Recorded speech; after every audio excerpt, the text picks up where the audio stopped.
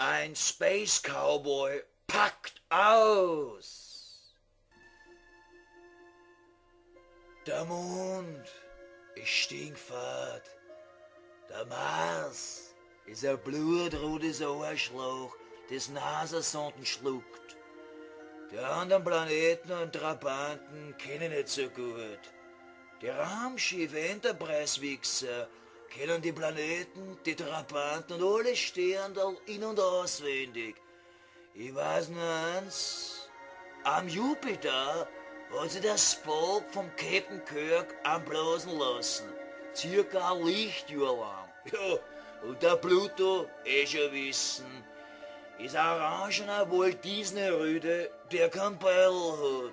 Wurscht egal. Mir geht das Leben im Space Shuttle mehr und mehr auf die Eier.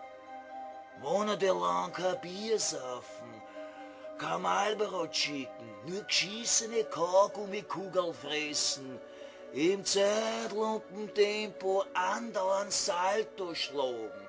Dabei zieht Knöpfel drucken auf Dutzende Blechtrotteln, dass die stinkfeinen Sterndeuter auf der Erdkugel einen Nobelpreis nach dem anderen kassieren.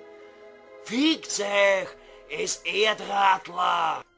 Zum Glück hab ich letzte Woche am Raumschiff Heisel eine Alien-Dame kennengelernt.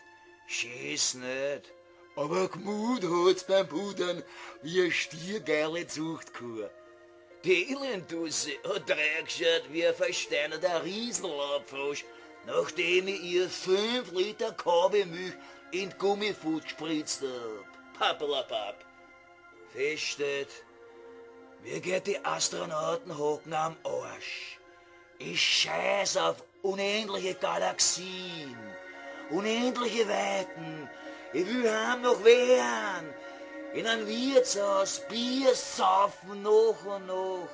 Dabei Ziegmörtel schicken, Gäste verarschen oder in die Goschen hauen. Und dann in einen Gürtelpuff mir blasen lassen von 2 blutjunge, hübsche Huren. Das war leid.